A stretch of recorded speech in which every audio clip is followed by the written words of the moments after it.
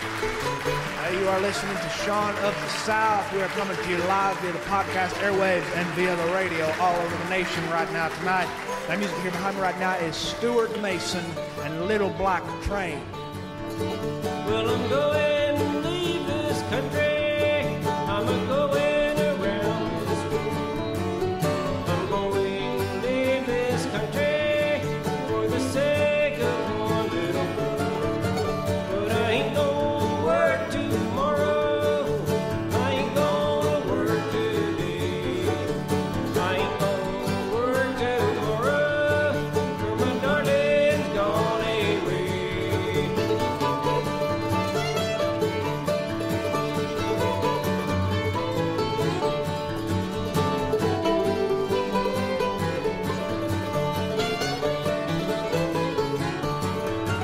Well, I lost my money in gambling.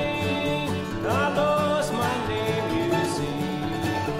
I am nobody's darling, and nobody cares for me.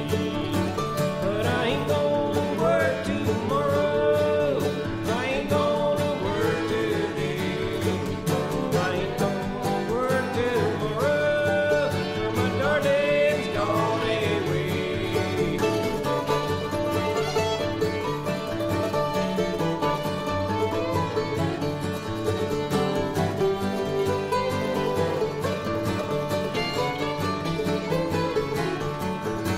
Well, I'll hang my head in sorrow.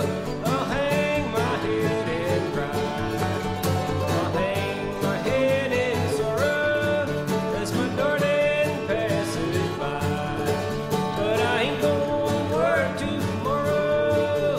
I ain't gonna work today. I ain't gonna work tomorrow, for my darling gone away.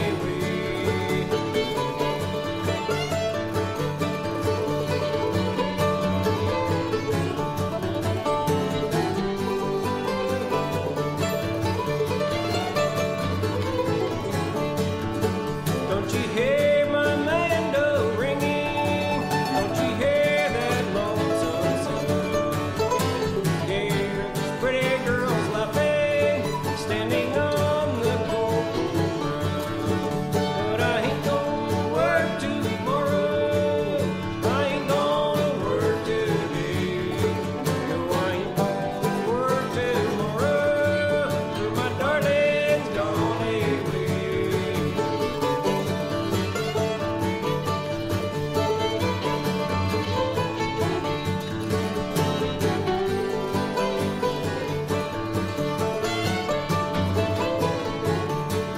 Go dig a hole in the middle.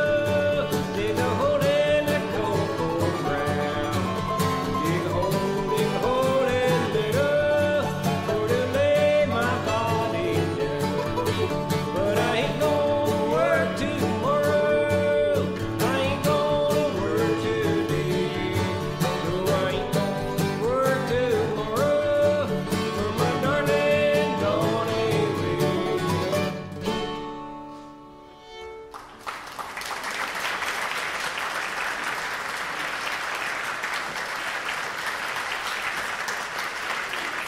I'm going to read a little bit of our mail tonight, a little bit of our mail sent in to us from listeners all over the nation. All over the nation. Our first message comes from Nancy Jernigan in Mamers, North Carolina. Sean, I was in an antique store a few weeks ago when I found an antique copper still for making moonshine. Now, I grew up strict Baptist, but I decided I wanted to give this a shot because I've always wanted to try it. I'm in my 60s, and I figured, why not? I'm through impressing people. So I made my first batch of moonshine, and man, it was good. I let my relatives try it, and all my relatives say I have missed my calling. I even gave my nephew a little bit, who is in seminary to become a Baptist minister. He took one sip, and his face got real red, and well, let's just say that he was instantly filled with the Spirit. Margaret Fish, Beaumont, South Carolina. My son decided to take up an instrument since all his friends are learning how to play guitar at this age, probably to impress girls. But he don't want to be like everybody else. He never has. And so he was online researching which instrument he wanted to take up. and he finally settled on the harp. The only thing was, harps are ridiculously expensive. I don't know if you know that, Sean, but they are in the thousands, sometimes the tens of thousands. So my dad and my son ordered a wood kit online, which was way cheaper. And they built the harp out in his garage. It was the most precious thing. My son is really practicing it now, and it sounds really good. My son, the harp player. Sally Isles Rucker, Olathe, Kansas. When I was riding past a busy intersection, I saw this guy running across the road wearing nothing but his underpants. He was a young guy, and he had nothing on but his tighty-whities and a pair of work boots. And naturally, since I'm in my 70s, I pulled over and offered him a ride. He was embarrassed, and it turns out he was working on a construction site nearby, and the whole porta-john fell over with him in it and ruined his clothes. He had to throw his clothes off and go home instantly, but because the construction crew parking was across the street, he had to run his car across a busy intersection. Lucky me, he wasn't bad looking, I have to say. Reynold Brannon, Mossy Head, Florida. Sean, I miss listening to the radio with my grandmother. We used to listen to the Opry for a long, long time. And when she passed, that tradition just kind of passed with her. I guess I miss the old days, and I guess that's kind of what I'm writing you about. Maybe that means I'm getting old. Anyway, thanks for the show. Your friend, Reynold Brannon. Billy Forsyth, Detroit, Michigan. Sean, there were a few guys who came to my granny's porch this week, and they was wearing neckties, and they were carrying Bibles, and my granny came to the door wearing oven mitts and holding a spatula. She's a no-nonsense woman. She invited them in, and she put them straight to work in her kitchen. They all made a whole bunch of oatmeal raisin cookies and banana bread and all sorts of other things, and then she sent them on their way with all sorts of Ziploc bags full of food. When Granny told us this, we all died laughing, because that's just Granny. We asked if they had actually tried to convert her or get her to join their church or anything, and she said, No, they just told me they were glad not to be walking the streets and sweating all over their clothes for a change. Renee Livingston, Hoover, Alabama. Sean, I wanted to say happy 32nd birthday to my daughter, Lacey. She was the best thing I ever did in my life. I adopted her when she was only a 1-year-old. I'm so glad I wasn't able to have kids so that I got to know the most beautiful girl in the whole world. Sometimes God gives you what you need instead of what you want. Happy 32nd birthday, Lacey. Happy 32nd birthday. Linda Wolf, Shanghai, China. Sean, I'm in China with my husband for work. I probably get the award for the farthest reaching listener, don't I? Anyway, I desperately miss Atlanta, Georgia, where I was born and raised, in the Jonesboro area. And if you can believe it, I even miss the traffic. Keep making me feel like I'm back home with your shows, Sean. I love you for it. Thanks a lot. Your friend, Linda Wolf. Dear Linda, thank you, and I love you too. Anthony Haynes, Hot Springs, Arkansas. Sean, somebody told me about your show, and I'm glad they did, because I get sick of listening to the modern music that's coming through the radio, and that seems to be all that's on the radio when I'm in my truck on the way to work. Music really sucks today. So thanks for the bluegrass, and thanks to everyone who's trying to keep that old-time music alive. Bailey Berkman, Grove, Oklahoma. So my husband and I are full-time RVers, and we've visited just about every state in the Union. Just about. We have not visited Alaska or Alabama. Go figure, 2 states that start with the A, except Arkansas. This year, we're going to change all that, so wish us luck. It's a long, long drive from Alaska to Oklahoma, so maybe we should start with Alabama first. James Williams, Pittsburgh, Kansas. Sean, I was on the way to work today, and I passed a woman. She was walking along the road with a backpack on. She was an older woman. She had gray hair, and her clothes looked very, very old. I offered her a ride, but she did not want one. So I offered her money, but she wouldn't take it. So I offered her a bottle of water, and she sat there and she drank it all in front of me, the whole thing. She looked so thirsty. Then I rode on ahead a little ways, and I turned around because she was heading in another direction. I had to pull pull off the road to get to her. And when I rode by where she was when I'd seen her, she wasn't there, if that makes any sense. I have no idea where she went. There's nothing out here but wheat fields and corn. Maybe my mind's playing tricks on me. Do you ever get the feeling that you're going crazy? I don't know. Maybe you already think I am crazy. Dear James, I get the feeling that I'm going crazy every day. But in your particular case, all I can say is, why question it? Cynthia Lewis, Mobile, Alabama. My aunt is turning 80 today.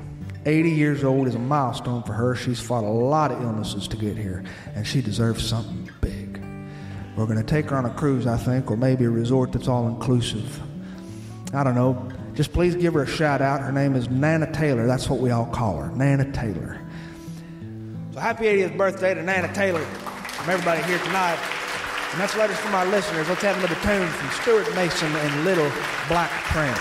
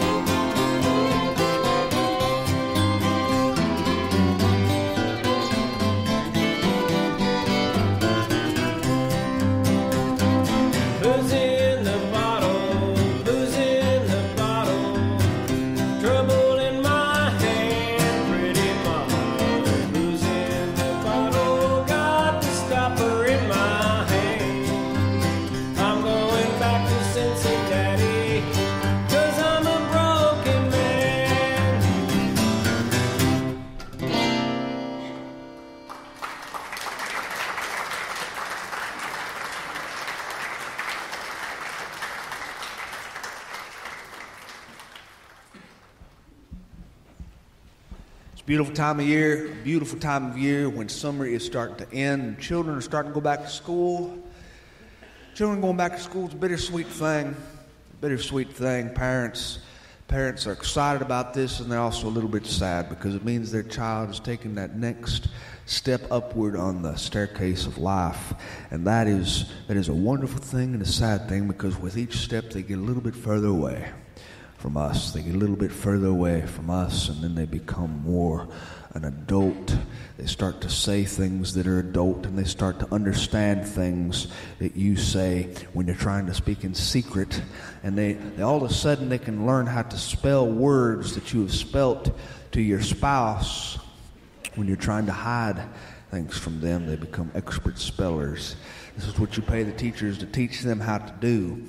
But there's also a whole lot of underlying excitement going along with this new school induction part of the year. This is the time of year when parents find excitement in even the smallest thing. Like my cousin, he was a man who was trapped this summer. He had children always with him, 3 children at a time. Wherever he went, they were always there.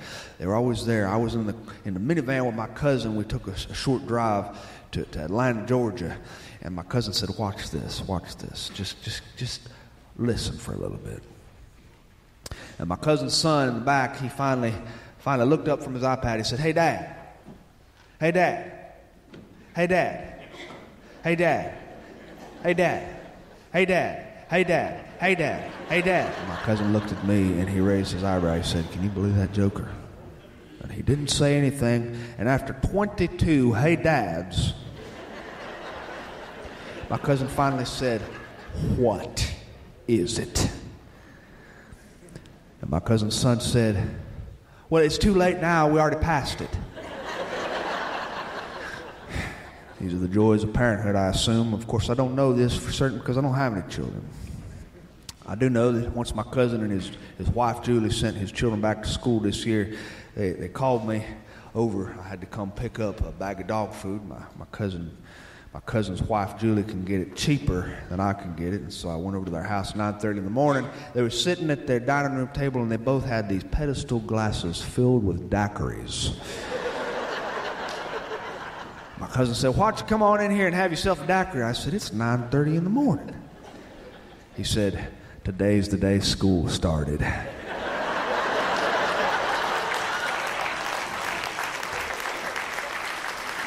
I don't drink in the daytime. I don't drink at 9:30 because I was raised just like my cousin, Southern Baptist. And the only time we drink before the sun has hit noon is when we are fishing with an Episcopal. My cousin was in love with Julie for a long time. He met her in VBS a long time ago. They helped run some of the games together. And VBS games are the joy of summer, to watch a child with a spoon held between his teeth and an egg held in the mouth of that spoon, and that child runs across the church lawn trying not to drop that egg. That is VBS, and my cousin and I, we were volunteers for that VBS. Now, we did not spend a whole lot of time in the church youth group volunteering for such things, but this year was different because there was a girl from out of town with honey blonde hair that hung partway down her back, and she always kept it in a braid, and her name was Julie, and my cousin was smitten with her from the first time he ever saw her. And so he took me to youth group, and we walked into youth group that first night to be oriented, to become VBS volunteers. And the youth pastor stopped my cousin. He said, oh my God, you know, we have prayed for you to come to youth group for many years, and you never did. My cousin seemed very uncomfortable. He said, you did? He said, oh yes, you've been on the top of our prayer list. Top of our prayer list. He said, I wonder if you wouldn't mind leading a prayer for everybody here tonight. We're just so glad to have you. My cousin looked at me, and I looked at him. I shrugged my shoulders. My cousin had never prayed in public before, and neither had I. And so this was a very, very strange place to be, but he did want to be noticed by Julie. So he took that pulpit in the chapel, and when it was time to pray, everybody bowed their heads, and he said, My Lord, 'tis of thee, sweet land of liberty, of thee I sing. Lord of my father's pride, Lord, where the children cried, of every mountainside let freedom ring. And I stood up and back and raised my hand and said, play ball. And thus we became VBS workers, but my cousin and Julie spent more time behind the church, just beside the outhouse, which was no longer in use, which hadn't been in use since the days of William Taft's presidency. And they'd engage in moderate petting, which is really just hand-holding and a little bit of kissing. This is what 15 and 16-year-olds do. And at the end of the summer, Julie's family left to go back home where they was really from. They were only spending the summer with us. They left to go back home to Hope Hole, Alabama. And my cousin hit the recesses of depression such as never before witnessed in our county. He reclined in the corner of his room, sitting on his bed, and he would pitch a baseball at the ceiling where the ceiling meets the wall, and it would bounce off the ceiling and bounce off the wall right back into his lap, and it would make a sound, ba-bum, bum, ba-bum, bum. And he did this for hours in the day, just a pouting. And I came over to visit him, and his mother was standing outside the door. She said, I just don't know what's wrong with him. He's got 2 weeks of summer left, and he is just miserable in there. Maybe you can talk to him. Well, I don't have much to say in situations like this because I didn't have a whole lot of experience. I had only ever held a hand with a girl. I'd never kissed her. I'd never actually been in love. I'd only given Anna Masters a pencil that had an extra long eraser on the end. And she said, does this mean that we're going together? And I said, I reckon it does.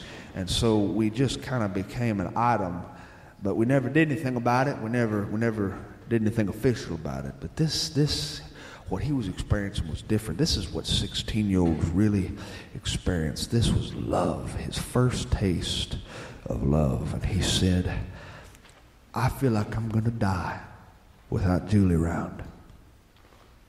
And I just listened. I tried to put myself in his shoes and understand what he was feeling. The closest I could come was at the end of every baseball season, when baseball was no longer on TV, I felt probably the same way he was feeling. And so I came up with an idea. I said, how about we go visit her?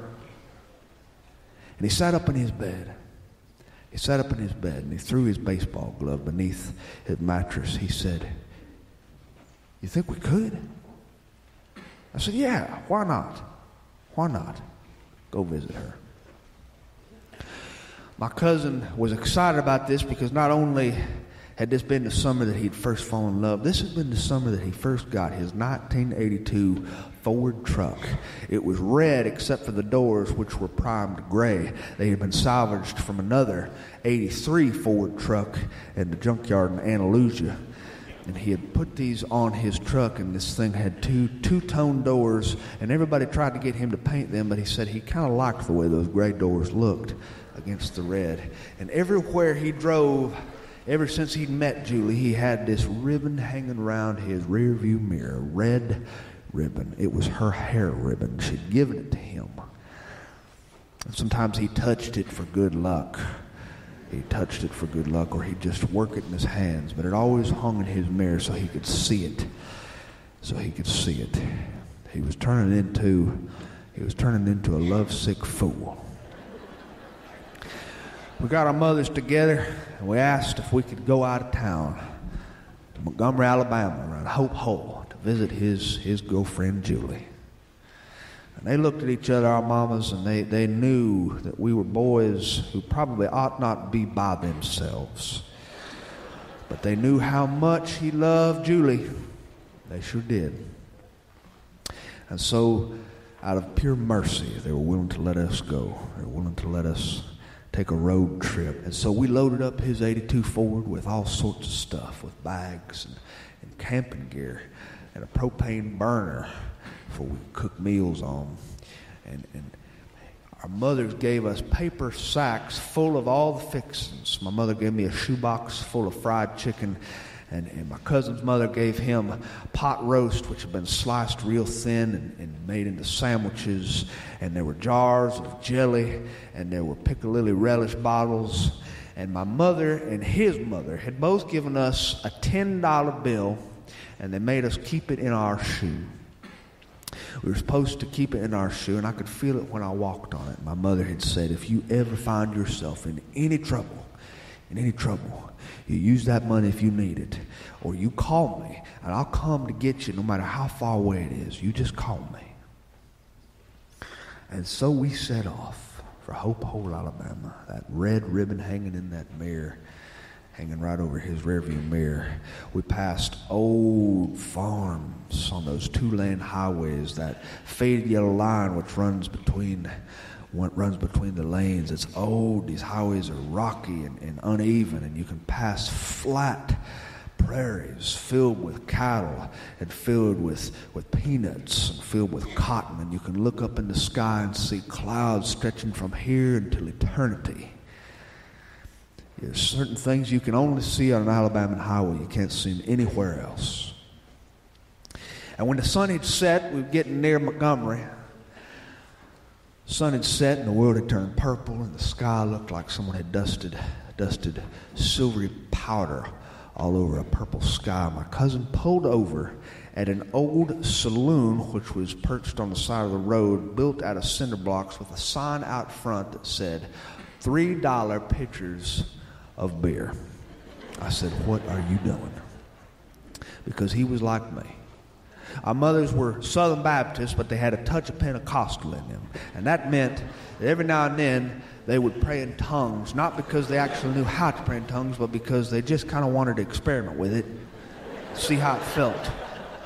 And they would say these things, and they would throw them into the middle of their prayers, which were in English, sometimes while they were blessing the food. And my father would just kind of look at me with wide eyes, and my mother would say, bless us, O Lord, for these thy gifts, which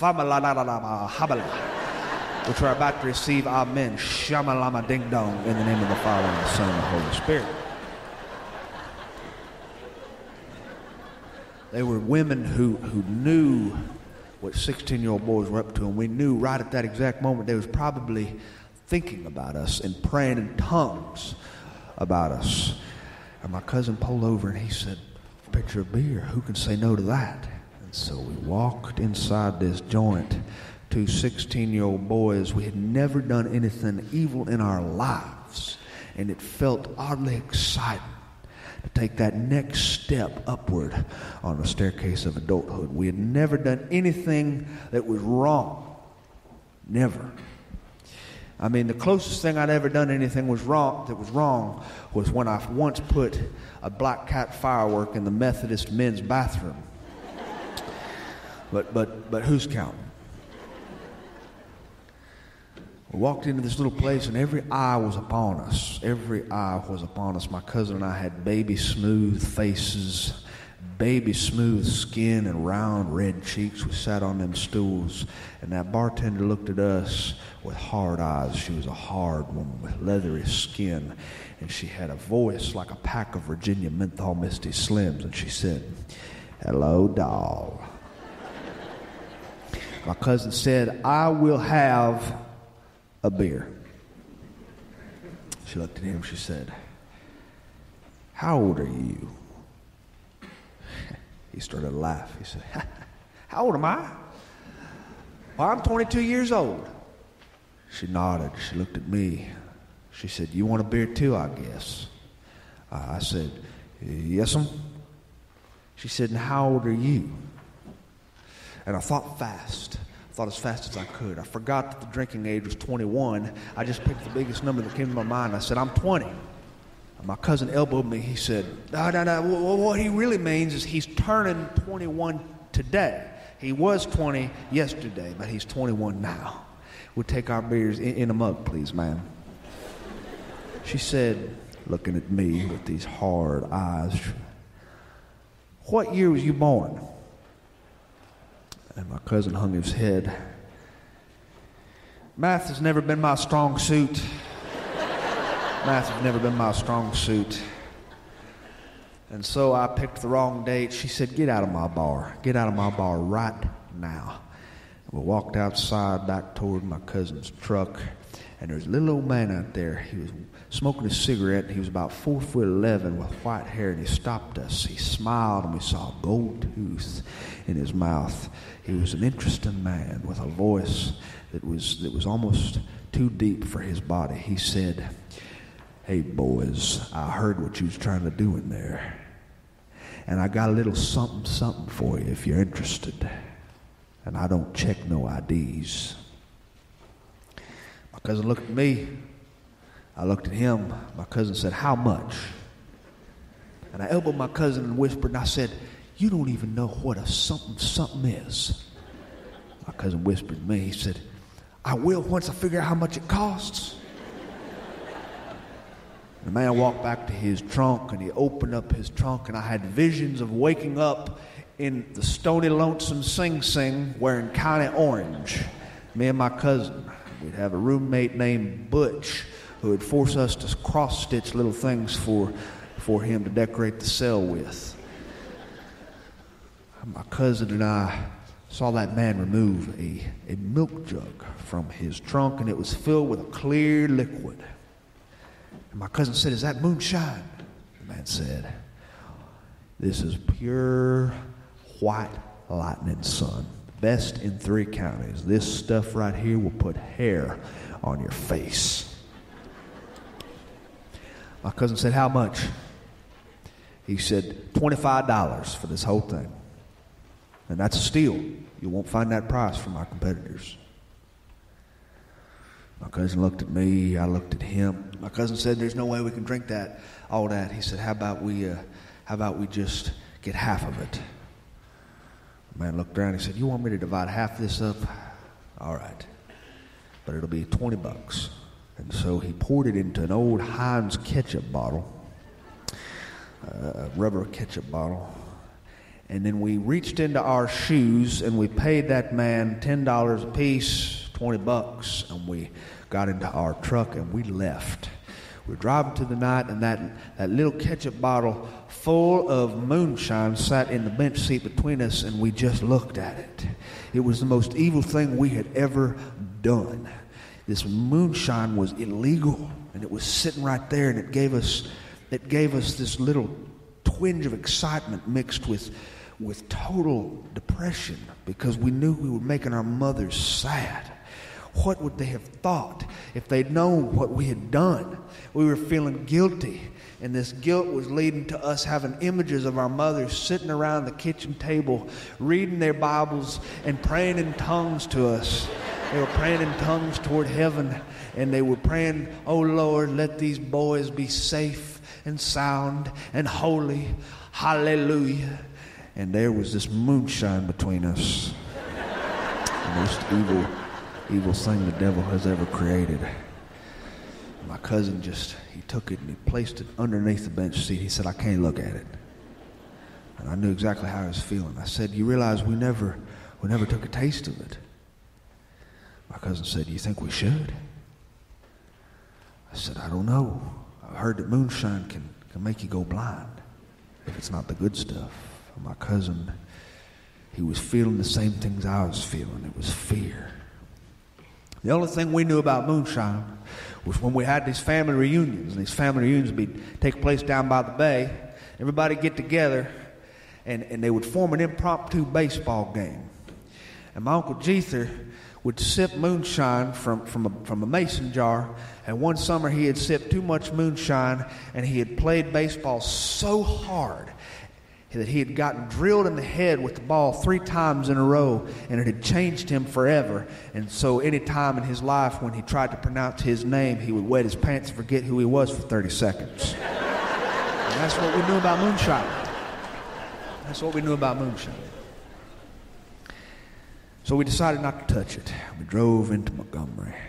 And we toured the city, toured the beautiful city. We visited Hank Williams' grave. Hank Williams' grave at night, and we ate Spam and mustard sandwiches while standing outside Hank Williams' grave. My cousin asked me to sing a little bit in respect. We removed our hats, and I sang, I was a fool to wander and stray, for straight is the gate and narrow the way. And my cousin elbowed me and said, can't you sing anything else? And so I sang, hear that lonesome whippoorwill. He sounds too blue to fly. And there were some high school children. They were coming up behind us. We could see their headlights. We could hear them snickering out there at the Oakwood Cemetery in the middle of the night. They were snickering at us, singing, and taking Hank Williams' grave so reverently. And my cousin said, would you shut up? We're kin to Audrey Williams here. Would you have some respect for the dead? And I made the sign of the cross, and I took a knee, and I faked some tears because even though Audrey Williams is no more kin to us than 40 Mule Team Borax, I played along. That next day, after we had eaten our food on the tailgate of his truck, and after we had taken a spit bath in a local truck stop, and we'd spent the night in the bed of his truck, we went to Hope Hole, Alabama, to visit Julie. We pulled up to this trailer in the middle of a field. It was a trailer which had been joined with another trailer, two mobile homes joined together side by side to make a double wide. And it had an impromptu porch built on the front out of old wood. Some of the wood was unfinished lumber, and some of the wood was finished lumber, and some of it was plywood that had been treated. It was a scrap wood porch. And there were several people sitting on the porch. Girls were braiding girls' hair, and boys were sitting on these chairs that looked like they'd come out of an old vehicle. And they were not chairs that belonged on a porch at all. And her father was sitting there. He was a large, gigantic man with big hands and broad shoulders. And he had hair growing on his neck that led down to his back, which probably led down to his hind parts. He was a hairy man. But he did not have hair on top of his head, just everywhere else. And he sat on that porch on the bench seat of an old car watching a little black and white portable television sitting on a crate. And it was a baseball game playing. And my cousin and I pulled up, and my cousin looked at that hair ribbon hanging from the mirror, Julie's hair ribbon. And he looked downward at that little ketchup bottle.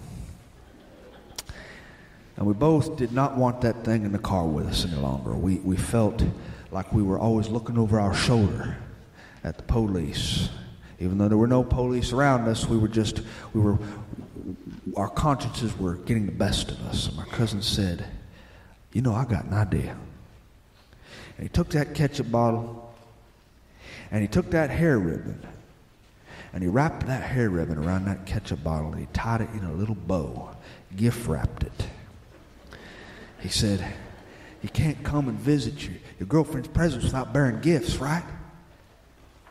I looked at that man sitting on the porch, Julie's daddy. He had already stood, and he'd walked toward the porch, and he had a big wad in his lower lip, and he was spitting off that porch, brown spit, and he was looking right through the windshield at us.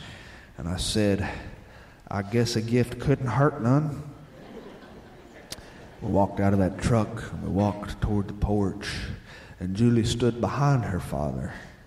He stood behind her father, and my cousin, he just walked very, very casually toward them. My cousin had worn his nicest shirt and slacks. His slacks had been ironed by his mother. He'd kept them hanging on a hanger behind the seat for the entire truck ride for this occasion, and he was wearing penny loafers. It was a very strange sight to see. My cousin was normally a kid who wore jeans and a ratty t-shirt, but right now he looked like Mr. Rogers on his way to take communion.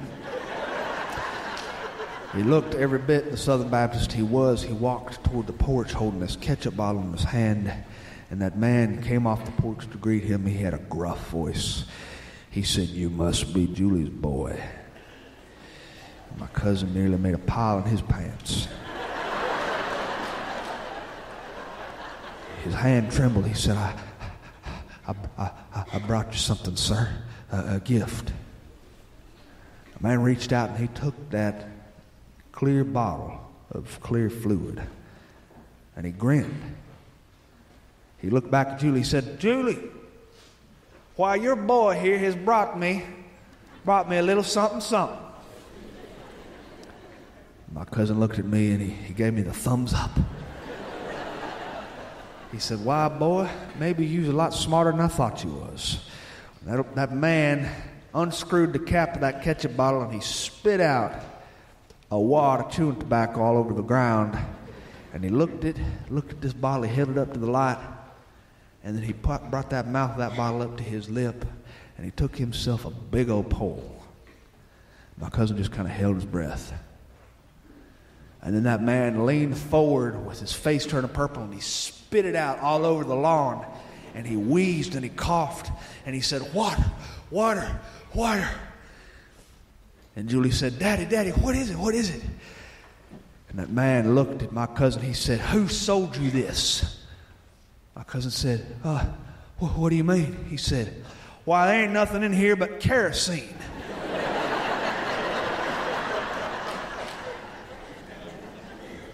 Summertime is an uncertain time when you take that step from being a child into adulthood. It's a scary time to take that step into being an adult. You don't know where it will lead you. You don't know what kind of trouble you're going to get yourself in.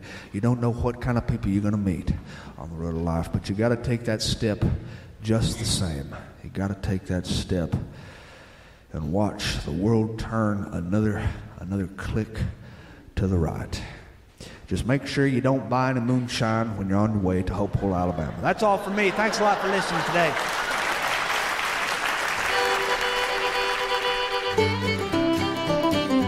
Hey, thanks for listening to Sean of the South. I'm your host today, Sean Dietrich, and man, it has been a pleasure coming to y'all. Hope you join us next week, and maybe the week after that too, if you ain't got nothing going on. That music heard behind me today was Stuart Mason. He's a veteran man in the world of music. His authentic vocals and nimble skills on the guitar, mandolin, and banjo makes this guy a triple threat. He's a member of a Celtic band named Mahler's Revenge, and he performs in festivals in China, Scotland, Ireland, and the U.S. He also tours with an old-time bluegrass group called Little Black Train, which you have heard here today. Also the Nordic Quartet, World String Project, and the duo he has with champion fiddler John Weed. To find out anything more about Stuart Mason, check out stuartmasonmusic.com or look him up on Google and see if you can't download some of his music. To find anything more about what I do, you can visit SeanoftheSouthShow.com. You can check out shows that date back clear to our first one all the way up to this one. All right, there, I hope you drop me a line because I love to hear from my friends. Send me your birthday announcements, wedding invitations, grandparents' birthdays, announcements, bar mitzvahs, and anything else you can think of, funny stories, sad stories, or stories that have nothing to do with nothing. And I'll do my best to read them over the air if I am so inclined, because I love to do that sort of stuff for my friends. And speaking of friends, you might think that the world is all against you, but the truth is, the world is against everybody. So that means you're in good company. Adios.